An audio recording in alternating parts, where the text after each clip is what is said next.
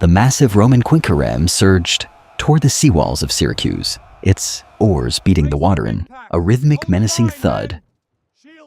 On deck, heavily armored Marines braced for the assault, their eyes fixed on the limestone battlements towering above.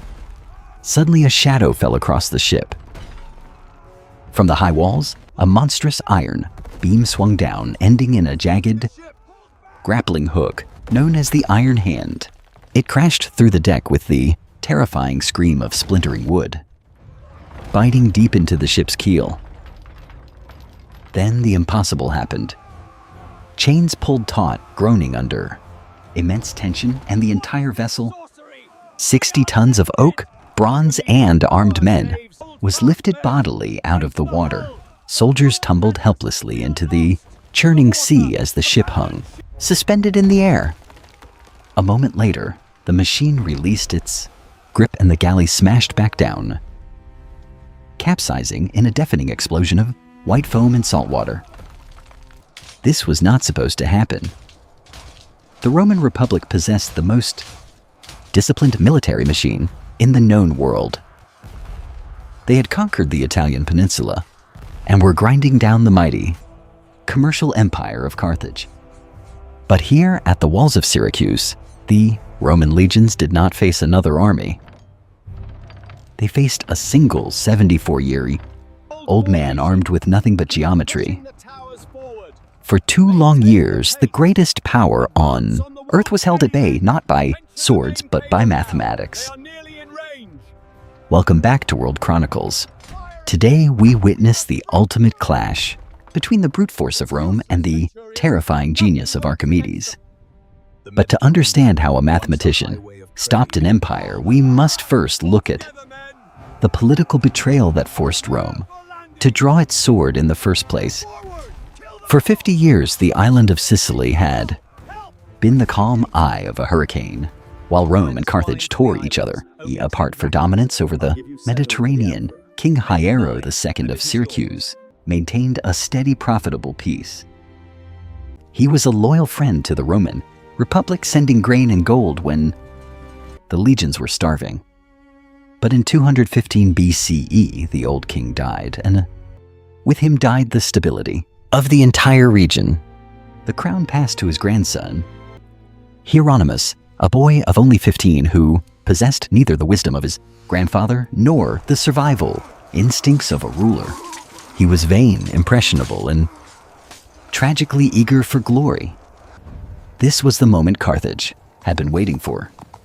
Hannibal Barca had just shattered the Roman legions at the Battle of Cannae, annihilating over 50,000 Romans in a single afternoon. To the young Hieronymus, Rome looked like a dying beast bleeding out. On the Italian peninsula, Carthaginian agents, Hippocrates and Epichides, whispered into the boy king's ear that the future belonged to Hannibal. Seduced by promises of ruling all of Sicily, Hieronymus committed the fatal error of renouncing the Roman alliance. The reaction was swift and bloody. A conspiracy of pro-Roman aristocrats assassinated the young king in a narrow street, plunging the city into anarchy. But the damage was done. The pro-Carthaginian faction seized control of the citadel, massacred the Roman supporters, and slammed the city gates shut. In Rome, the Senate watched with horror. Sicily was not just an island.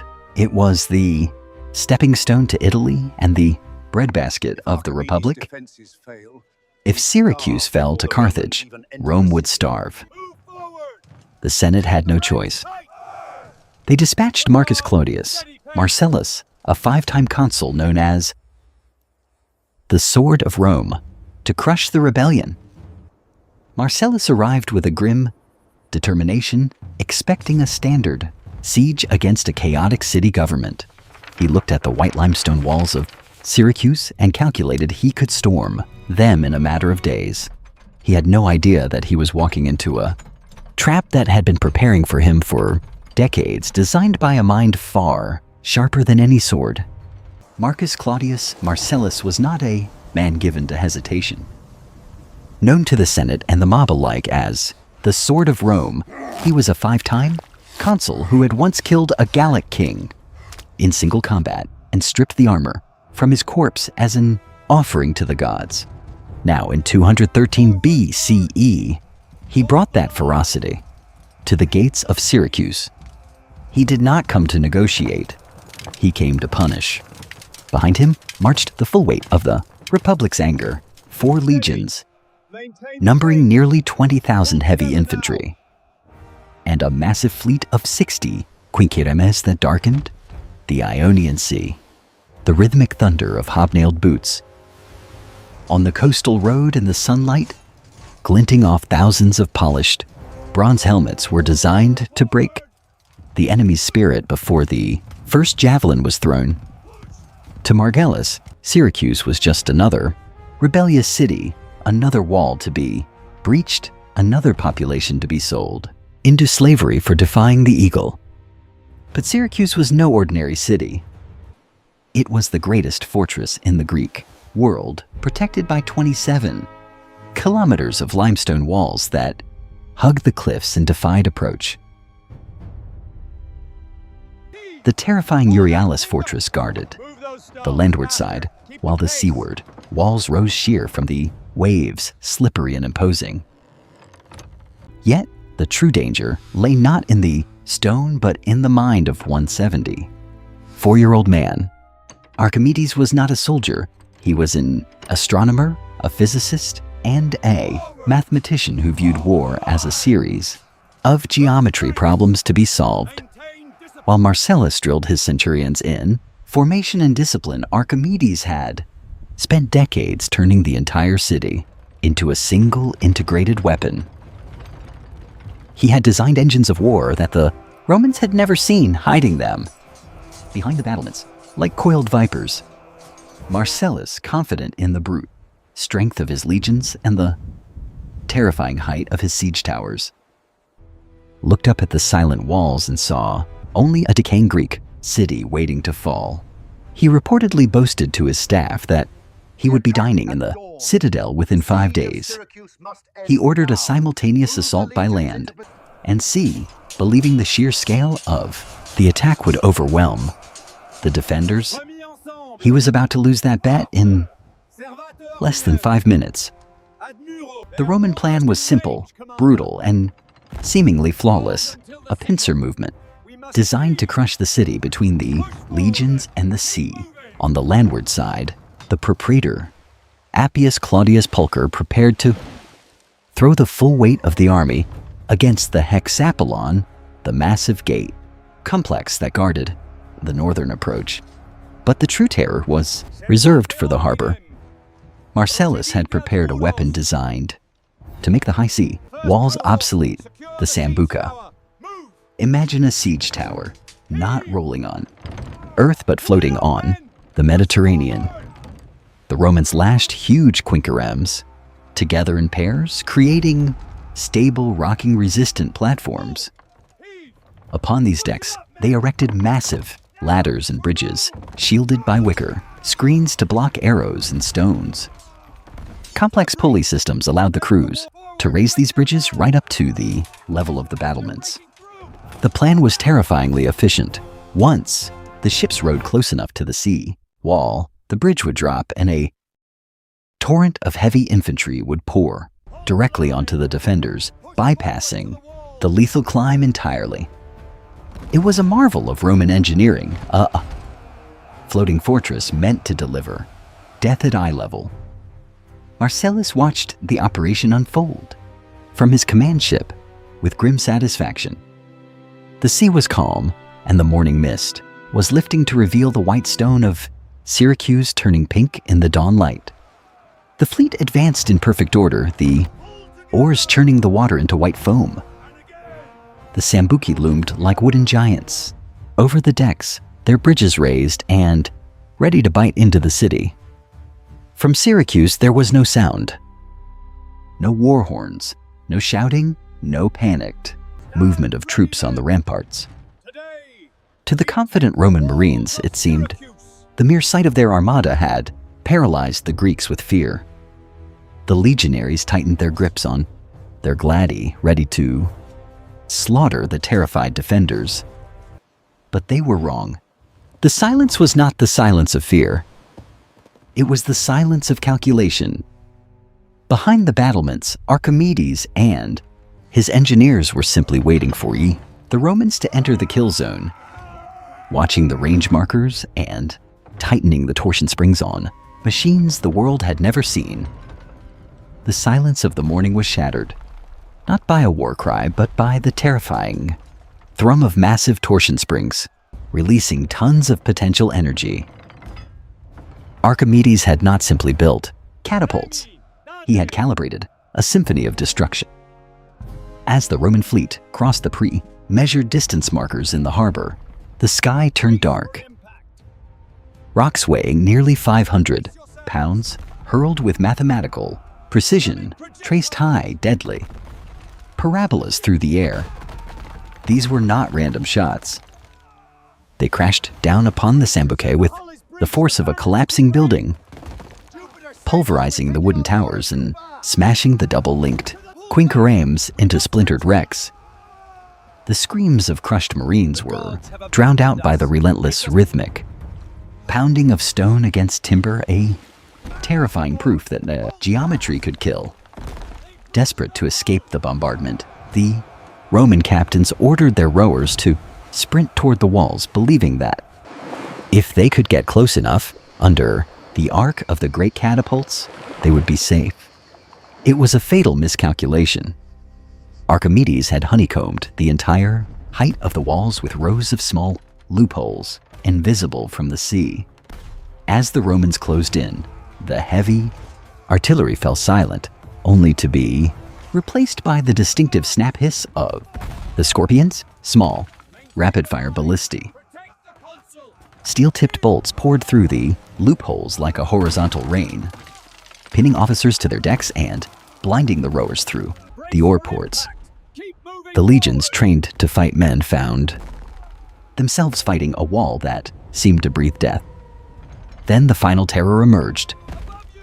For the ships that managed to touch the seawall, giant wooden beams swung out from the battlements, dropping iron grappling hooks onto the decks.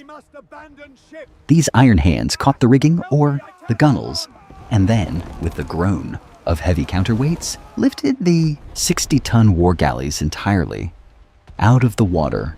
The ships hung suspended, their crews tumbling helplessly into the churning sea before the hooks were released, dropping the vessel's stern first to shatter against the waves. Watching his grand armada reduced to driftwood, Marcellus could only laugh, bitterly remarking to his staff that Archimedes was using his galleys as ladles to scoop seawater, and that his Briareus, the 100-armed giant of mythology, had defeated the legions. Broken, humiliated, and terrified of even a single rope hanging over the wall, the Roman soldiers refused to advance. Marcellus had no choice but to sound the retreat. He had come to fight a war, but he had lost a math problem. The sword of Rome had been blunted against the stone of Syracuse. Marcellus, gazing at the wreckage of his fleet and the unbreachable walls, realized that force would only lead to more disaster. He sheathed his sword and decided to let hunger do what his legions could not. The order went out to dig in. The Romans constructed their own fortifications, locking the city in a chokehold of earth and timber, preparing to starve the defenders into submission. But war is rarely a duel between two. It is often a brawl involving many. Just as the noose tightened, a massive Carthaginian relief army under General Hamilcar landed on the island, marching to break the siege. Suddenly, the besiegers became the besieged. Marcellus found his army trapped between the unassailable walls of Archimedes and a fresh Carthaginian host at his back. But nature, in her cruelty, chose sides. As the Sicilian summer burned the land, the geography of Syracuse became the deadliest weapon of all. The Carthaginian army made a fatal error. They camped in the low, stagnant marshlands of the Anapus River Valley. In the searing heat, the air grew thick and heavy, buzzing with clouds of mosquitoes. The Romans, holding the higher wind, swept ground of the Epipolae Plateau, watched as a silent killer crept into the enemy camp. It started with a few men shivering in the midday sun, then dozens, then thousands. A catastrophic plague, likely a virulent form of malaria, swept through Hamilcar's ranks. The glorious relief force dissolved into a nightmare of delirium and dysentery. Soldiers who had marched to destroy Rome were now too weak to lift a spear, dying in their own filth faster than the grave diggers could bury them. The stench of rotting corpses drifted up to the Roman lines, a grim reminder of their luck. By the time the fever broke, the Carthaginian army had ceased to exist as a fighting force, wiped out not by Roman steel, but by the swamp itself. Syracuse was once again alone, starving, behind its impregnable walls. Yet, even with the relief army gone, the city refused to yield. Hunger was too slow for the Senate's patience. Rome needed a miracle or a mistake. And on a moonless night during a religious festival, they finally found one. For all of Archimedes' genius, the fall of Syracuse began with a mistake so mundane it borders on comedy. During a lull in the fighting, while negotiations for a prisoner exchange were taking place near the northern wall, a bored Roman soldier found himself staring at the stonework of the Chronicles harbor. With nothing else to do, he began to count the courses of bricks. Doing the mental math based on the standard height of a brick, he realized something that had escaped every general and engineer for 2 years. The wall at this specific section was significantly lower than the Romans had assumed. It was accessible with standard scaling ladders. Marcellus, the fox as much as the lion, listened to the soldiers' report and waited. He knew the Greeks were starving, tired, and desperate for relief. He also knew that in 3 days, the city would celebrate the festival of Artemis, the huntress goddess. For the defenders, it was a chance to forget the misery of the siege. Wine, which had been hoarded while bread ran out, flowed freely in the guard towers. The discipline that had held off the legions for 2 years dissolved in a single night of drunken revelry. Under the cover of a moonless sky and the howling wind, Marcellus assembled a hand-picked unit of his best commando troops. They moved in total silence, carrying the scaling ladders that had been cut to the exact height the soldier had calculated. While the sounds of drunken laughter and flutes drifted down from the battlements, the Romans ascended. There was no alarm.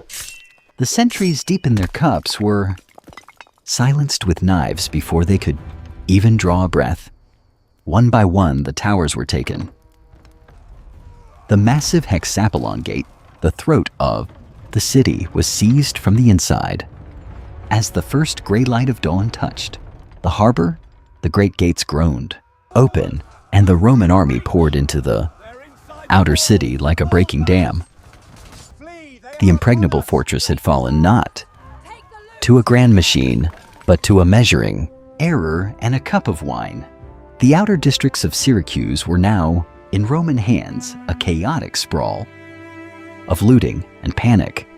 But the citadel, the Ortigia, still held out, and somewhere within its labyrinth of streets, Archimedes was still alive. As the discipline of the legions began to fracture under the lust for plunder, Marcellus gave a strict order. The mathematician was to be taken alive. He wanted the mind that had defeated him. He wanted to meet the man who had turned geometry into a weapon. But in the chaos of a sack, the voice of a general is easily lost in the roar of the mob. The fall of a great city is never silent. As the sun rose over Syracuse in 212 BCE, the air was thick with the acrid smoke of burning temples and the screams of the dying.